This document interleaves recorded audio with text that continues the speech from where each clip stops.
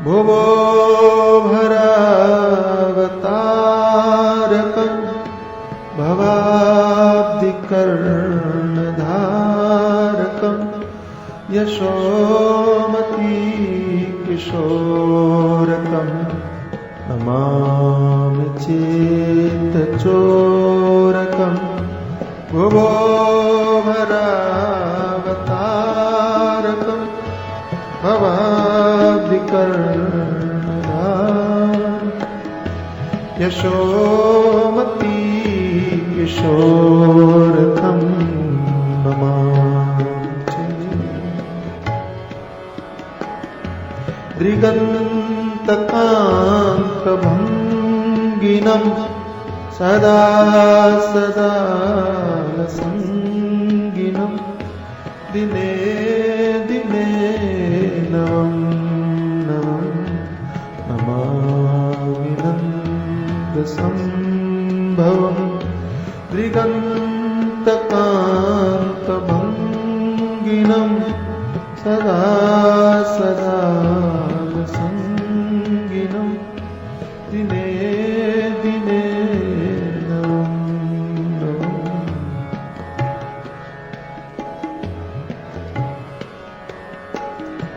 गुणाकरं सुखाकरं कृपाकरं कृपाकरं सुरद्विषन्दनं नमामि गोपनन्दनं गुणाकरं सुखाकरं कृपाकरं सुरद्विषन्दनं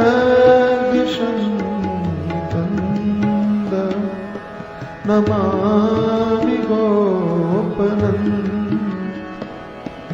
नवीन गोपनागरं नवीन केलिलं पटं नमामि मेघसुन्दरं तडेलभासपटं नवीन गोपनागरं नवीन केलिलं पटं नमामि मेघसुन्दरं तडेलभासपटं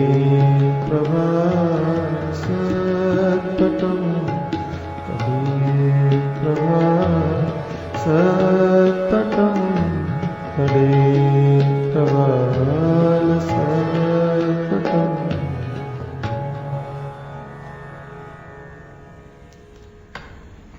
दृगन्तकान्तभङ्गिनं सदा सदा संगिनं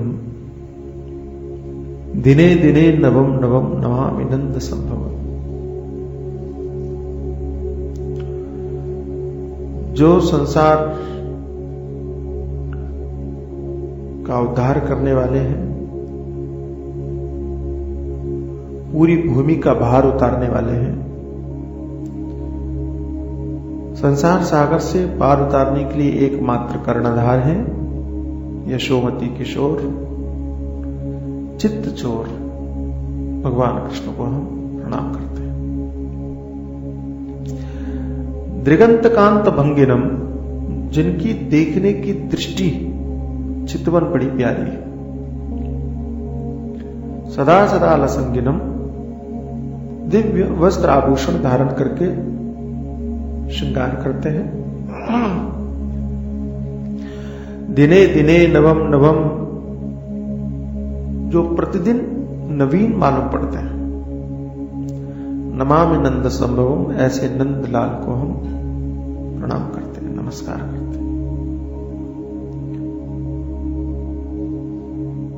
दृगंतकांत भंगिनम, उनकी चितवन बड़ी प्यारी है, कमनीय कटाक्ष, जिसे देख लें उसका जीवन सुधर जाए, जिसकी ओर देख ले उसका जीवन बदल जाए, जैसे भी देखे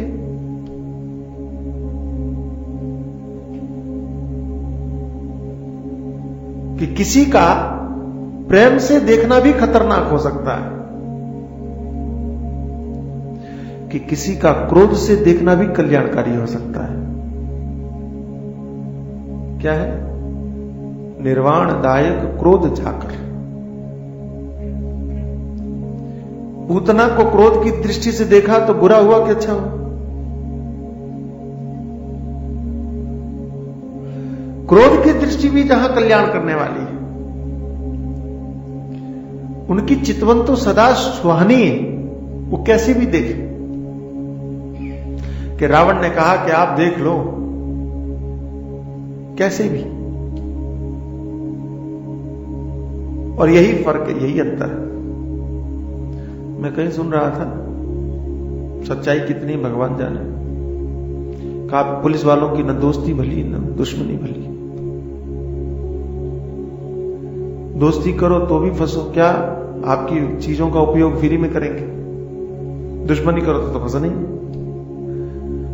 ऐसे ही दुष्ट आदमी कोई हो, उसकी भी दोस्ती भी भली नहीं और दुश्मनी भी भली नहीं।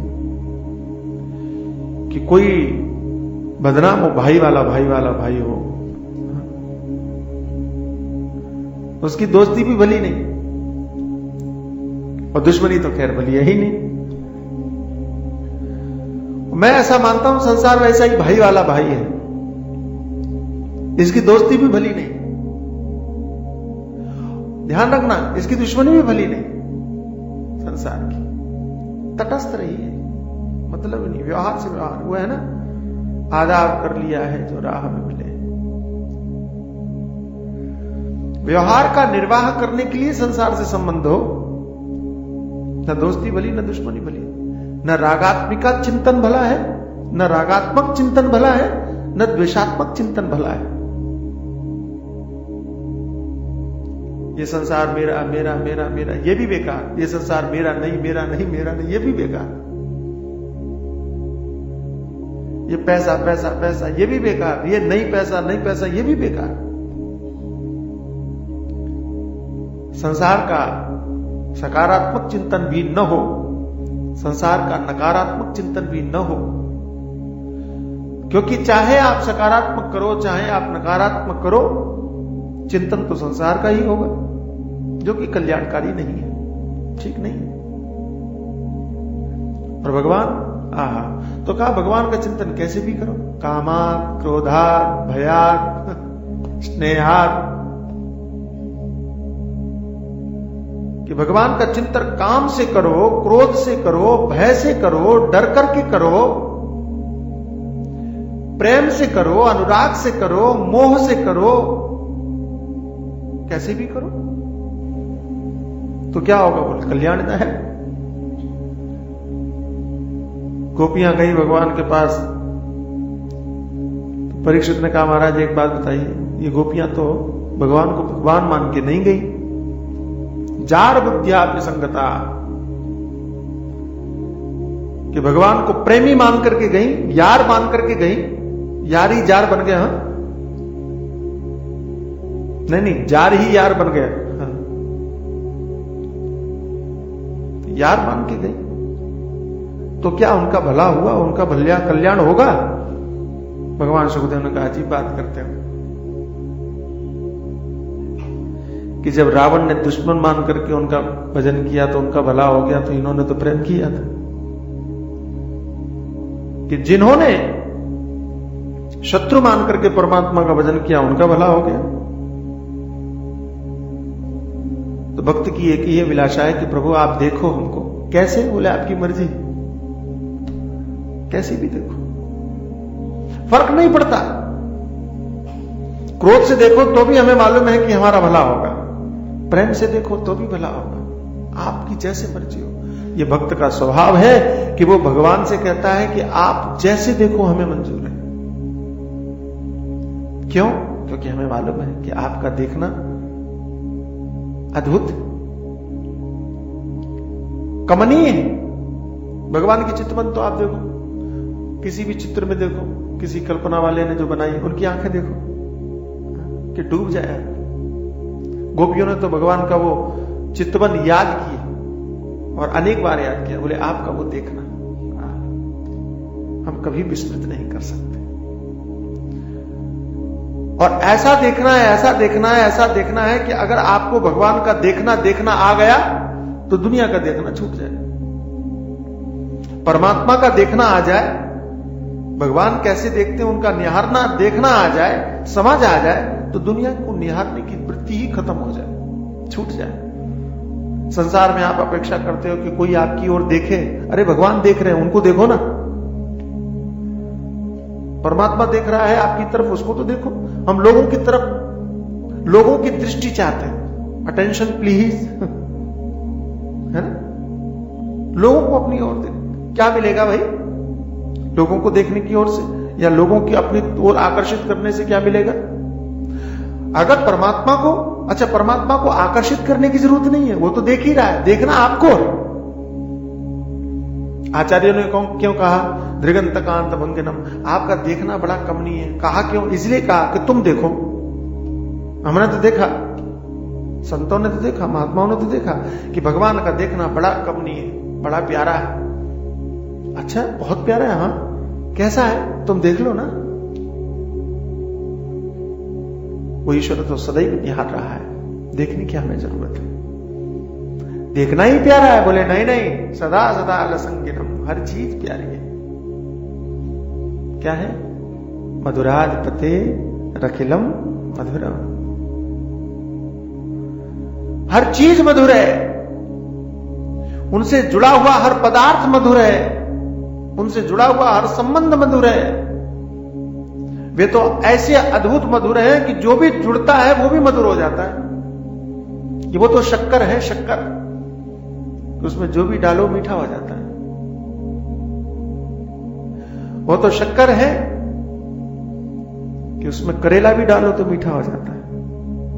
नहीं?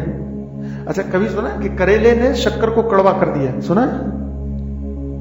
हाँ? लेकिन ऐसा तो सुना, देखा है, खाया भी है। गुजराती लोग तो करेले में भी शक्कर डालते हैं,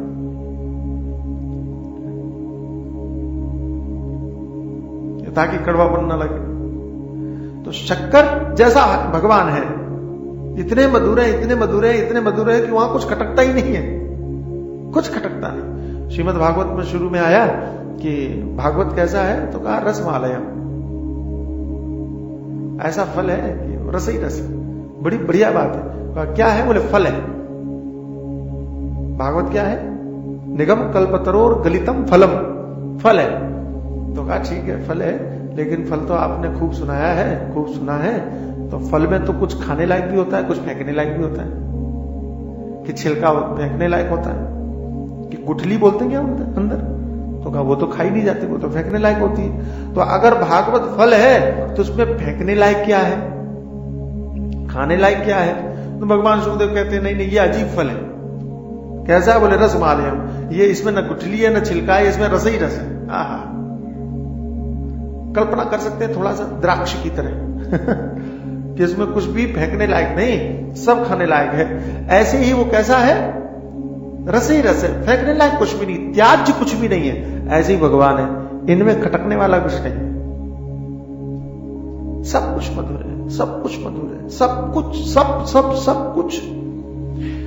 आप जिस जिस वस्तु की कल्पना कर सकते हो वो सब कुछ मधुर है। इनका गांव मधुर, इनका घर मधुर, इनकी मां मधुर, इनके पिता मधुर, इनके संबंध मधुर, इनके हाथ मधुर, इनके पैर, आंख, नाक, कान, बाल, बांसुरी, कहां कहां कहां तक कहें कि जहां हाथ रख देते हैं वो चीज मधुर हो जाती है, कि जिसको देख लेते हैं वो मधुर हो जाता है। यहां तक कि पूतना को छुआ वो मधुर हो गई।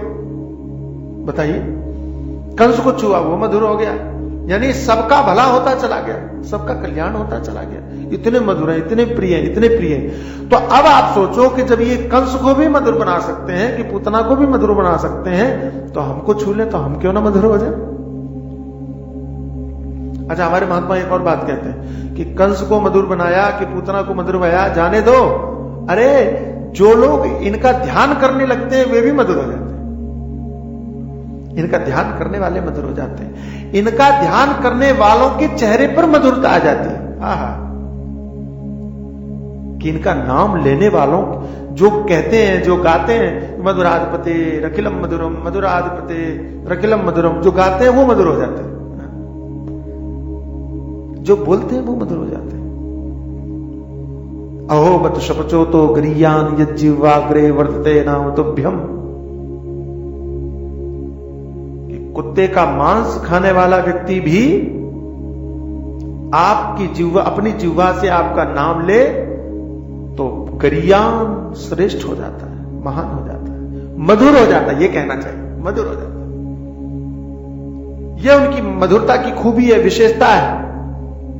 और ध्यान रखना, आपकी और हमारी विशेषता तभी है कि जब हमारी वजह से दूसरे अच्छे हों। दूसरों की वजह से हम खराब हों तो हमारी विशेषता नहीं है। और मैं कई बार इस बात को कहता हूं कि हमारी तो शिकायत ही रहती है, हम तो कर लेते लेकिन क्या करें, वो उनकी वजह से हमारा तो भजन हो जाता, क्या करें, उन्होंने नहीं करने दिया। हमारा तो हो जाता लेकिन हमारी परेशानियां दूसरे लोग होते हैं। तो इसका मतलब क्या हुआ, दूसरों का असर हमारे ऊपर पड़ा। अच्छा एक बात बताओ, कभी आज तक सूर्य ने कहा कि हम तो उजाला कर देते लेकिन क्या करें, अंधेरा ही बहुत था, कि रात ही घनी थी? कभी नहीं। उन्हें तो उजाला करना है जहां जाएंगे। अच्छा, सूर्य प्रत्येक अंधकार को खत्म करने का सामर्थ्य रखता है, चाहे जितनी काली रात हो, अमावस्या की रात हो तो भी सूर्य को फर्क नहीं पड़ता। ऐसे ही अच्छे व्यक्ति की अच्छाइयों में वो सूर्य की ताकत है कि कहीं भी जाए उसे फर्क नहीं पड़ता। बुरे लोगों के ऊपर प्रभावी बन सकता है कि प्रहलाद जैसा व्यक्ति और हिरण्यकश्यप जैसी अमावस्या के बीच में दीपक जला के बैठा है, फर्क नहीं पड़ा। किसी ने लिखा है कि पूनम का दीपक अमावस तक ले जाऊंगा, नहीं, पूनम का चंद्रमा अमावस तक ले जाऊंगा।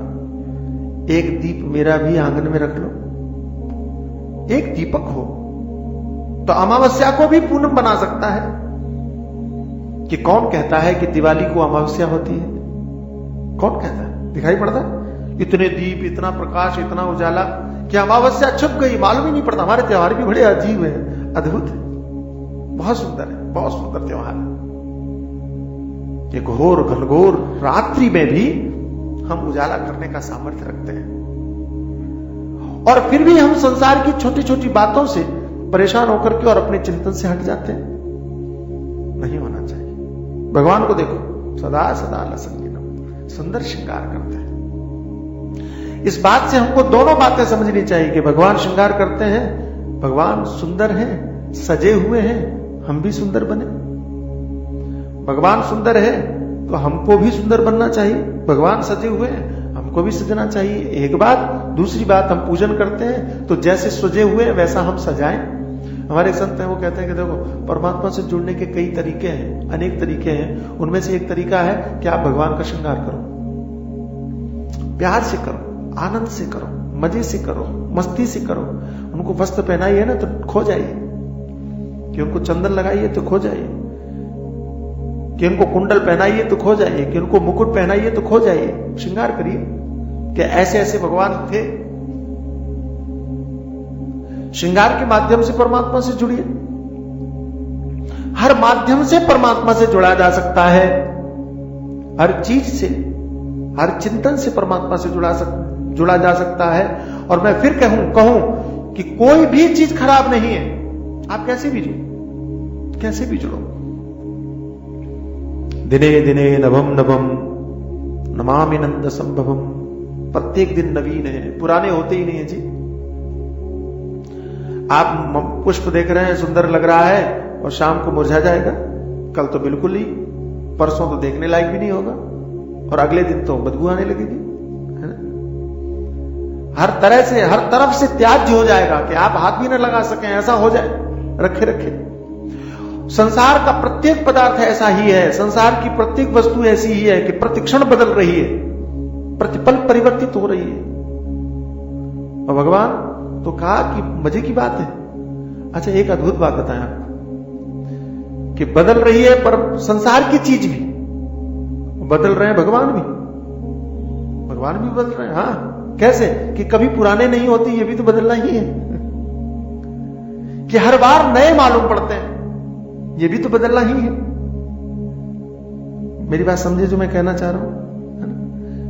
हर बार जब भी देखा तो मालूम पड़ा अच्छा पहले से ज्यादा बढ़िया लग रहा है। हमारे महाराज, गुरु महाराज, और उनको मैंने देखा कि गीता पढ़ते रहे। उनके हाथ में मैंने हमेशा पुस्तक देखी, बिना पुस्तक के उनका कभी हाथ नहीं देखा, कुछ ना कुछ लिए ही रहते। तो गीता पढ़ रहे थे। उनकी आदत है कि कोई भी पढ़ते समय वो पेन लेकर के वो अंडरलाइन करते हैं और मोस्ट इंपॉर्टेंट IMP ऐसा कई जगह लिखते हैं, बड़ी स्टाइल में लिखते हैं, अच्छा भी लगता है देखने में। तो वो पढ़ रहे थे और पूरी गीता उन्होंने पढ़ ली। ठीक है, पूरी गीता उन्होंने रंग दी और उसको रख दिया। थोड़े दिन बाद मैंने क्या देखा कि दूसरी नई गीता मंगाई, नई गीता मंगा के फिर पढ़ने लगे, फिर उसमें वही अंडरलाइन। तो मैंने हिम्मत कर ही लिया, उनका महाराज एक बात समझ में नहीं आई, ये तो आप पढ़ चुके हो। तो कहा अंडरलाइन भी कर चुके हो? कहता हाँ। तो मैंने कहा दोबारा फिर क्यों पढ़ रहे हो? बड़ी मजे की बात कही। कहा कि जब जब पढ़ता हूं तब तब नया नया अर्थ मालूम पड़ता है।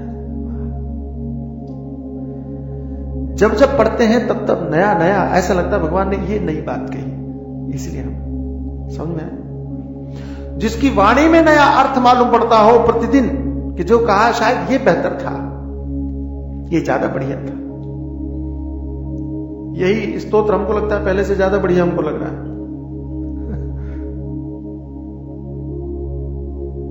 और निश्चित रूप से आप समझना कि जिसका कहना भी नया लगता हो हर बार, कि भागवत आप कितनी बार सुन चुके हैं, हर बार नई लगती होगी। कि रासलीला कितनी बार भी देखो हर बार नई लगती है। ऐसे ही भगवान भी प्रत्येक समय नया। और मैं कहता हूं, आप लोग पता नहीं ध्यान करते हैं कि नहीं, अगर कभी ध्यान करो तो ध्यान करते समय परमात्मा की छवि प्रतिदिन नवी, हर दिन नई मालूम पड़े। कि जैसे कथा सुनने में हर बार नई मालूम पड़ती है, कि जैसे गीता समझने में हर बार नई मालूम पड़ती है, ऐसे भगवान का दिव्य रूप भी आपको ऐसे से नई नई चीज दिखे कि आप कल्पना नहीं कर सकते। कि ध्यान में आपने देखा, भगवान को देखा मालूम पड़ा सामने सलोने भगवान प्यारे और कमल नेत्र हैं भगवान, सुंदर कमल नयन, सुंदर नासिका, सुंदर मुखारविंद, सुंदर केश राशि, सुंदर मोर पंख धारण किए हुए। देखा आप, ये तो साधारण रूप हो गए। लेकिन एक दिन आपका मन स्थिर हुआ इसको देखने में, और अगले दिन देखा तो आपको यही दिव्य नजर आया। दूसरे दिन देखा तो यही रूप यही था, लेकिन और दिव्य नजर आया। दिव्यता बढ़ती जाएगी, बताना कठिन है लेकिन बढ़ती जाएगी। संसार में घटती जाएगी। हम लोग भागवत करते हैं ना, तो पहले दिन भीड़ कम आती है, दूसरे दिन बढ़ती, तीसरे दिन बढ़ती, चौथे दिन बढ़ती, क्रमशः बढ़ती, आखिरी दिन तो फिर क्या कहना। और नेताओं में पहले दिन बढ़ती, बड़ी भयानक भी, दूसरे दिन जाओ वहीं तो कोई नहीं मिले। है? अंतर है। इसलिए नेता 2 दिन का भाषण एक ही जगह नहीं रख सकते, करवा के देख लो, समझ में आया? एक ही जगह पर 2 बार भाषण करवा के देख लीजिए। हम लोग 7-7 दिन नहीं, 15-15 दिन तक एक ही जगह कथा कर सकते हैं, महीना भर, 2-2 महीना कथा कर सकते हैं और पब्लिक बढ़ेगी। लेकिन नेताओं का जरा 7 दिन का उनका भाषण का प्रोग्राम करवा लीजिए, 7वें दिन कुत्ते भी नहीं मिलेंगे वहां। और कथा में प्रतिदिन वृद्धि होती। ऐसी समझो, संसार में अगर आप आकर्षित हो जाए, संसार के पदार्थों से जुड़ने लगे, तो वो महत्व कम होता जाएगा, घटता चला जाएगा। शुरू में तो बड़ा अच्छा लगता है, बड़ा बढ़िया लगता है। खिलौना, बच्चों को खिलौना दे दो, शुरू में तो छोड़ते नहीं, और 5 दिन के बाद में देखते नहीं, और उसी खिलौने से उस बच्चे को मनाने की कोशिश करो तो उठा के फेंक दे। जिस खिलौने को छोड़ने के लिए तैयार नहीं था, 5वें दिन के बाद उसी खिलौने को आपके मुंह पर मार दे, उसको अच्छा नहीं लगे। और ऐसा मत समझना कि ऐसा सिर्फ बच्चे के साथ होता है, हम सबके साथ होता है, हम सबके साथ। एक ही सब्जी, एक ही दाल, एक ही रसगुल्ला 5 दिन तक लगातार आपको खिलाया जाए, आप भी 5वें दिन के बाद उसको देखना नहीं चाहेंगे, आप भी उसको फेंक देंगे। बोले क्या यार रोज रोज वही वही बना कर रख देते हो, आपको परेशानी होगी। आप भी बदलते हैं, ध्यान रखना। संसार आपको बदलना पड़ता है ताकि अच्छा दिखता रहे, ताकि अच्छा लगता रहे। मैं फिर दोहरा रहा हूं, संसार आपको बदलना पड़ता है ताकि अच्छा, कपड़े बदलने पड़ते हैं, व्यवहार बदलने पड़ते हैं, लोग बदलने पड़ते हैं, खाना बदलना पड़ता है। और मकान नहीं बदल पाते हो, बम्बई में तो बदल भी लेते हैं लोग, लेकिन मकान नहीं बदल पाते हो तो रंग बदलते हो, मकान के रंग बदलते हो, अपना नहीं, है ना? सजावट बदलते हो, दीवारें बदलते हो, रखने के तरीके बदलते हो। मैं कई ऑफिसों में जाता हूं, कहीं ऑफिसों में जाता हूं, किसी जगह पर मॉल में जाओ या कहीं पर भी, तो महीना 2 महीने के बाद में जाओ तो वो सारा सिस्टम चेंज कर देते हैं कि पहले टेबल ऐसी रखी थी तो अगली बार जाओगे तो ऐसे रखते। तो मैं समझ में नहीं आया कि बदलते क्यों रहते हैं। तो मैंने एक बार पूछा, मैं कहा ये बदलते क्यों रहते हो? बड़ा बढ़िया जवाब दिया, ताकि उनको नया लगे देखने वालों को, हाँ, आकर्षण बना रहे कि कुछ खास। कि हर फोन कंपनी को मोबाइल बदलना पड़ता है, नया लेके आना पड़ता है, कि हर टीवी वाले को नया टीवी लेके आना पड़ता है, कि हर जगह बदलाव है। क्यों बदलाव है? ताकि आपका आकर्षण खत्म ना हो। एक भगवान ही है, बदलते नहीं है। लेकिन हर समय नए मालूम पड़ते हैं। ये बड़ी विलक्षणता है, ये बड़ी दिव्यता है, ये बड़े कमाल की चीज है कि भगवान प्रतिदिन नए मालूम पड़ते हैं, बदलते हैं नहीं। सूर्य बदलता नहीं है लेकिन रोज नया मालूम पड़ता है, परिवर्तित नहीं होता, बूढ़ा नहीं होता सूर्य, लेकिन नया मालूम पड़ता है। ये एक उदाहरण है, भगवान की दिव्य मालूम पड़ते हैं कि उनकी कथाओं से, कि उनके चरित्र से, कि उनकी वाणी से तो हमने इस चीज को कई बार अनुभव किया ही है कि उनकी वाणी जैसे नहीं मालूम पड़ती, कथा नहीं मालूम पड़ती, ऐसे वो भी। ऐसा क्यों कह रहा हूं? ऐसा इसलिए क्योंकि उनको देख करके कभी कोई बोर नहीं होता। कभी आपको लगा कि इतनी बार बिहारी जी को देख लिया, अब इच्छा नहीं होती, वही पुराने बिहारी जी, वही पुराने भगवान, कभी लगता है? ये है, और बढ़ती है। जितनी बार देखो, वृंदावन जाओ, बिहारी जी का दर्शन किया, आहा क्या बात है, हर बार यही अनुभव होता है, क्या बात है। छोड़ो बिहारी जी, आप अपने घर के भगवान को देखो, क्या पूजा करते हो, श्रृंगार करते हो, आपको नहीं लगता ये वही है? अब इनको बदल देना चाहिए। कभी लगा कि बड़े पुराने? कभी नहीं, सदैव नवीन मालूम पड़ते हैं, सदैव नवीन। और मजे की बात देखिए कि संसार के व्यवहारों में पुत्र आपको प्रिय लगता है, जैसे जैसे बड़ा होता जाएगा वैसे वैसे वो प्रियता कम होती चली जाती है, वो लगाव कम अपने आप। हाँ, आप नहीं चाहते हो फिर भी कि बच्चे से जितना लगाव था, कि जितना प्रेम था, उतना बड़े होने के बाद वो पुत्रत्व वाला प्रेम रहेगा, लेकिन वो नहीं रहेगा, बचपन वाला खत्म हो जाएगा। बच्चे के मन में भी मां के प्रति जो अनुराग रहा, बड़े होने के बाद में वो नहीं रहेगा। और अगर आप ज्यादा ही चिपकने लगो कि मेरा बेटा, मेरा, तो बेटा ही बोल देगा अब रहने तो बहुत हो गया। बेटा ही बोल देगा, लेकिन हमारे भगवान कभी नहीं बोलेंगे कि रहने दे बहुत हो गए। और ना हमको कभी लगेगा उनको देख करके कि ये बड़े पुराने हो गए। भगवान कभी पुराने लगते ही नहीं है, सालों साल, सालों साल, और आपको लगेगा कि ये कल की ही बात है। किसको लगता है कि भगवान कृष्ण की कथा को 5000 साल गुजर गए? किसको लगता है कि भगवान श्री राम की कथा को, चरित्र को लाख वर्ष गुजर गए होंगे? हम तो कल्पना भी नहीं कर सकते, लेकिन ऐसा हुआ, सच है। हमें तो आज भी नए मालूम पड़ते हैं। ऐसे ही भगवान के चित्र, ऐसे ही भगवान के, अब आप सोचो कि जब भगवान के चित्र भी नए लगते हैं तो भगवान कितने नए लगते होंगे। कि जब भगवान की मूर्तियां भी जिनकी हम पूजा करते हैं वे ही नहीं लगती हैं। और मैं आपको एक और कहूं कि दूसरी भी मूर्तियां बनती हैं, आदमियों की भी मूर्तियां बनती हैं, कि गांधी के भी पुतले लगे होंगे, जरा उनको भी देखना कभी, कि वो पुराने मालूम पड़ते हैं कि नहीं, कि वो पुराने दिखते हैं कि नहीं। वो पुराने दिखेंगे, मालूम पड़ेंगे, पक्का दिखेंगे, आपको लगेगा ये तो कब से देख रहे हैं ये। लेकिन भगवान तो गांधी का पुतला या किसी व्यक्ति का पुतला अगर आपको चौराहे पर नजर आया पहले दिन, तो 1-2 दिन तो आप देखेंगे, उसके बाद में गुजर जाया करेंगे, आप देखेंगे नहीं है। और रोज रोज देखने के बाद में भी मंदिर के सामने से दिख गुजरे तो आप एक झांकी जरूर देखना चाहेंगे कि द्वारिकाधीश के सामने से निकलते हैं लोग, तो भले ही गाड़ी चला रहे हो, लेकिन एक बार खुला है तो देख ही लें। कहो आपकी ये श्रद्धा है इसलिए ऐसा है। मैं कहता हूं श्रद्धा के साथ साथ में ये भी तो है कि नवीनता बनी हुई है,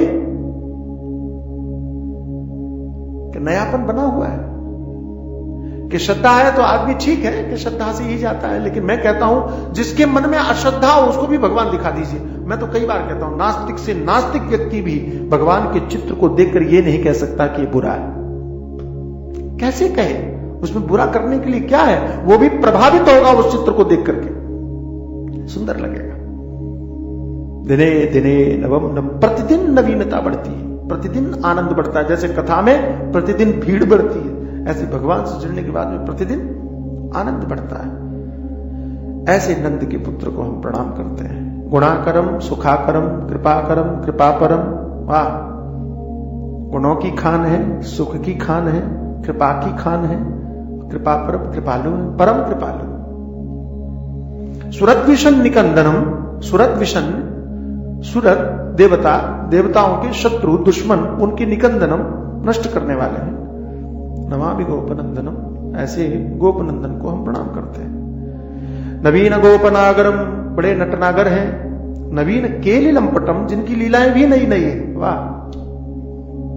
नमामि मेघ सुंदरम, जो मेघ के समान श्याम वर्ण है।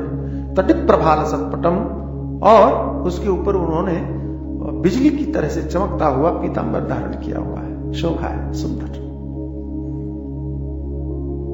गुणाकरम सुखाकरम, गुण की खान है, सुख की खान है, कृपा की खान है। गुण के सागर हैं, कृपा के सागर हैं, सुख के सागर है। और आप समझना, सुख के सागर है अर्थात सुख कभी खत्म नहीं हो सकता उनके पास, कितना भी दे दें। कि जैसे समुद्र के पास पानी, अपना पानी कभी खत्म नहीं होता, तो भगवान कहते हैं, संत कहते हैं कि भगवान के पास में इतना सुख है कि वो खत्म नहीं हो सकता, सागर है। कितना भी बांटे, कितना भी ले जाए, खत्म नहीं होगा। कृपा करम, कृपा के सागर है कि कितने भी कृपा करें खत्म नहीं होगी। गुणाकरम, गुणों के सागर है। अच्छा, अब गुण, कृपा, सुख, ये सागर कहने का अर्थ क्या है? मैं एक बात कहता हूं कि गुणों के सागर कहने का अर्थ है कि अवगुण वहां हो ही नहीं सकते। सुख का सागर कहने का अर्थ है कि दुख वहां हो ही नहीं सकता। कृपा का कहने का अर्थ है कि क्रोध वहां हो ही नहीं सकता, क्योंकि क्रोध में भी कृपा है। भगवान सामने वाले व्यक्ति की आवश्यकता के अनुसार व्यवहार करते हैं। उनको लगता है कि ये क्रोध से ही मानेगा तो क्रोध कर देते हैं। उनमें क्रोध होता नहीं, उनमें कहीं क्रोध नहीं होता, उनमें कभी दोष नहीं होता। कि गोपियों ने कहा कि हमारे साथ में जरा लीला हो जाए तो लीला करने लगे, कि कंस ने कहा कि थोड़ा हमारे साथ मुठभेड़ हो जाए तो मुठभेड़ करने लगे। उनके मन में कोई विकार नहीं, न क्रोध का, न काम का, न राग का, न द्वेष का। एक बात हमको और अच्छी लगती है कि जैसे सूर्य का प्रकाशवान होना, कि प्रकाश का सागर सूर्य को कहा जाए तो गलत नहीं होगा। सूर्य को प्रकाश का सागर कहने का अर्थ यह भी है कि कोई अंधकार सूर्य को छू नहीं सकता। सूर्य को प्रकाशवान कहने का अर्थ यह भी है कि कोई अंधकार सूर्य के पास गया भी तो वो भी प्रकाश में परिवर्तित हो जाएगा। सही है ना? कि कोई अंधकार सूर्य के पास जाए तो अंधकार बचेगा नहीं, उसको भी प्रकाश में परिवर्तित होना पड़ेगा, उसको भी प्रकाश में बदलना पड़ेगा। ऐसे ही कि भगवान गुणों के सागर हैं, कहने का अर्थ है कि कोई अवगुण उनको छू नहीं सकता, और कोई अवगुण जाए भी, पहुंचे भी, तो वो भी गुण में बदल जाएगा। वाह क्या बात! कि क्रोध आया भगवान को, तो क्रोध भी अवगुण नहीं रहा, क्रोध भी गुण हो गया, शोभा बन गई। तो भगवान की क्रोध की भी झांकी बनी, कि भगवान की क्रोध के भी झांकी का दर्शन हुआ, कि भगवान की क्रोध की झांकी की पूजा हुई। दुनिया में शायद ही किसी की क्रोध की पूजा होती है, कि दुनिया में किसी के क्रोध का फोटो खींचा जाता हो। कहीं खींचा जाता है कि किसी ने किसी के क्रोध का फोटो खींच करके घर में तस्वीर बना के रखा हो, देखो मेरा फोटो, गुस्सा करते हुए? कहीं देखा है आपने? आपके घरों में आप फोटो दिखाते हैं, एल्बम दिखाते हैं, देखो मैं बहुत क्रोध कर रहा था, देखो खुशियों के सब फोटो खिंचवाते हैं, एल्बम बनाते हैं, कि सारे फोटोग्राफर बुलाते हैं, हमारे यहां जन्मोत्सव है कि विवाह है, आइए आइए फोटो खींचिए, वीडियो उतारिए। लेकिन क्रोध का, कि लड़ाई का, कि जो हम लड़ रहे हैं, फोटोग्राफर को फोन करो, हमारी लड़ाई होने वाली है, जरा आइएगा फोटो खींचने, बुलाते हैं कभी? क्यों? क्योंकि हम मानते हैं, हम जानते हैं ये हमारा दोष, हम दोष को दिखाना नहीं चाहते, हम दोष को छुपाना चाहते हैं। अच्छा, आप गुस्सा कर रहे हो, क्रोध कर रहे हो, लड़ाई कर रहे हो, कोई वीडियो बनाने लगे तो क्या करेंगे आप? जिससे लड़ रहे हैं उससे तो बाद में पहले उसी से भिड़ जाएंगे, जो बना रहा है उसी को डांटने लगेंगे, मारने लगेंगे। आप क्रोध को अवगुण मान रहे हो ना, दोष मान रहे हो, और आपके दोष को कोई दिखाए ये तो आपको मंजूर नहीं, आप उसको छुपाते हैं। लेकिन भगवान अजीब ही, उनके तो क्रोध के फोटो बने। अच्छा, नरसिंह भगवान का क्या है बताइए जरा? भयानक रूप। कि मां दुर्गा क्या है कि हाथ में त्रिशूल लिए और मार रही है, क्या है? क्रोध में बिल्कुल। तो कहा फोटो खींचो, लगाइए घर में तस्वीर, और भगवान के उस क्रोध वाले रूप की भी पूजा हो रही है। क्यों? क्योंकि वो क्रोध अवगुण नहीं है, भगवान से जुड़ा ना, गुण हो गया। और लोगों ने कहना शुरू कर दिया, हे प्रभु, जैसे आपने हिरण्यकश्यप को मारा, ऐसा ही क्रोध हमारे मन के हिरण्यकश्यप वाली वृत्ति पर कर दीजिए, जरा उसको मार दीजिए। वाह! तो गुणाकरण कहने का अर्थ है कि अवगुण छू नहीं गया, कि अवगुण गया भी तो वो गुण में परिवर्तित हो गया। कि सुखाकर्म कहने का अर्थ है कि दुख छू नहीं गया, और दुख गया भी तो सुख में परिवर्तित हो गया। कि कृपाकर्म कहने का अर्थ है कि क्रोध छू नहीं गया, कि गया भी तो वो कृपा में परिवर्तित हो गया। क्रोध भी कृपा में परिवर्तित हो गया। वाह! क्रोध भी कृपा में परिवर्तित हो गया, द्वेष भी कृपा में परिवर्तित हो गया। यह सिर्फ परमात्मा में ही संभव है, भगवान में ही संभव है। परम कृपालु है, परम दयालु है। सुरत विशन निकंदनम, कितना कहूं, कहां तक कहूं, क्या क्या कहूं, जितनी महिमा कही जाए कम है। मैं तो ये कहना चाहता हूं कि भगवान के पास में क्रोध गया, कि अवगुण गया, कि दोष गया, वो भी शुभ हो गया। हम जुड़ जाएं, हम भी शुभ हो जाएंगे, हम जुड़ जाएं, हम भी अच्छे हो जाएंगे। मैं कैसे कहूं आपको कि जो कृपा करने वाले सागर हैं, कृपा के सागर हैं, उन कृपा के सागर से जुड़ने वाले महात्मा लोग भी कृपा करने लग जाएं तो लोगों का भला होने लगता है। कि परमात्मा से जुड़ने वाला भक्त भी किसी को छू ले तो उसके ऊपर भी कृपा होने लगती है। निर्मल बाबा वाली कृपा नहीं, हाँ, भगवान वाली कृपा, परमात्मा वाली कृपा, ईश्वर वाली कृपा। कि भक्त भी अगर किसी के ऊपर कह दे कि भला हो, अब जरा सोचो कि जिससे जुड़ा है उसमें इतना प्रभाव आ जाता है तो उसमें कितना प्रभाव होगा। कि किसी मिठाई में थोड़ी सी शक्कर डाल दी तो स्वाद बदल जाता है, तो उस शक्कर में कितनी मिठास होगी, समझने की वाली बात है, देखने वाली बात है। सुरत विशन निकंदनम, दुष्टों देवताओं के दुश्मनों को आप विनाश करते हैं। यानी आप अच्छे बन जाइए और आपकी मुश्किलों को अपने आप ही खत्म कर देंगे। आप देवता बन जाइए, आप देवता बन जाइए। भगवान कहते हैं सुरत विशन निकंदनम, देवताओं के राक्षसों शत्रुओं का वो विनाश करते हैं। आप देवता बन जाइए, आपके शत्रुओं का विनाश वो अपने आप कर देंगे। झंझट ही खत्म। आप काहे के लिए लड़ते हो, आप काहे के लिए मुठभेड़ करते हो? देवता बन जाइए, शर्त ये। नमामि गोपनंदन, गोपनंदन को प्रणाम करते हैं। नवीन गोपन, नट नागर है, सुंदर सुंदर वेश बनाते हैं नट। क्यों? ताकि आपको रिझा सकें, आकर्षित कर सकें। नवीन के लीला, सुंदर सुंदर आचरण करते हैं, नित्य नवीन लीलाएं करते हैं। नित्य नवीन, नित्य नवीन। ध्यान रखना कि माखन चोरी की लीला आपने सुनी है, लेकिन रोज माखन चोरी की लीला नई होती है, पुरानी नहीं होती। हर रोज कुछ न कुछ नया करते हैं, हर रोज कुछ न कुछ नया करते हैं, और तरह तरह से करते हैं, अलग अलग तरह से करते हैं। मैंने सुना कि एक बार किसी के घर में मक्खन चोरी करने के लिए गए तो गोपियों ने क्या किया था, दीपक जला के रखा, ऐसे दरवाजे से लेकर के और घर तक सुंदर सजा करके। क्यों रखा? गोपी ने इसलिए रखा कि रास्ता इनको आराम से दिखाई पड़े कि अंदर तक पहुंच जाए, है ना। अब भगवान ने जैसे ही प्रवेश किया, बोले ये तो दीपक है, उजाला है, दिखूंगा तो पकड़ा जाऊंगा। तो क्या कर रहे हैं मालूम? झुक झुक करके और उस दीपकों को फूंकते जा रहे। वाह। और इस दृश्य का इतना सुंदर चित्रण हमारे महात्माओं ने किया है कि वो कैसे झुक रहे हैं, कैसे झुक करके और फूंक से उस दीपक को बुझा रहे हैं। पहले झुकते हैं कमर से झुक करके उस दीपक को बुझाते हैं, फिर खड़े होते हैं, फिर दूसरे ऐसे। गोपी ने ऐसे रखा हुआ है, इधर भी इधर भी इधर भी इधर भी, ऐसे रखा हुआ सजा करके, बीच में रास्ता है। अब भगवान को पहुंचना है अंधेरे में, तो क्या करें? तो हमें बड़ा प्यारा लगता है ये दृश्य।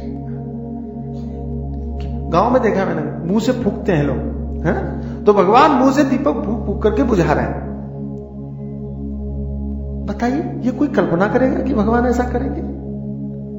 लेकिन नई लीला हो गई, मक्खन चोरी के लिए जा रहे हैं, नवीनता ये हो गई, ये एक नया नाटक हो गया, नई शुरुआत कर दी। ऐसे ही हर लीला में हर दिन कुछ न कुछ करते हैं। और महात्मा लोग भी बड़े विचित्र हैं, ये ध्यान करने वाले भी बड़े विचित्र हैं कि भगवान की दीपक बुझाने की लीला को ही 8 घंटे देखते रहते हैं कि एक दीपक को इस तरह से बुझाया, दूसरे को कैसे बुझाया, तीसरे को कैसे बुझाया, चौथे को कैसे बुझाया, और इसी को बुझाते बुझाते 8 घंटे हो जाते, गुजर जाते हैं ध्यान करते करते। अद्भुत है। नवीन केले लंपटम, बड़े प्यारे हैं। लंपट मतलब निर्लज, बेशरम, उनको शर्म नहीं आती लीला करने में। बेशरम, दुनिया की फिक्र नहीं करते। अच्छा, बेशरम का भजन करना है तो तुमको भी बेशरम होना पड़ेगा। इतना ध्यान रखना। यहां इज्जतदारों का कोई काम नहीं, यहां तो मीरा जैसी चाहिए। क्या है? संतन डिंग बैठ बैठ लोक लाज, है? लोक लाज, लाज माने लज्जा। तो लंपट, भगवान भी लंपट है, बेशर्म। हमको भी बेशर्म होकर के भगवान का स्मरण करना चाहिए।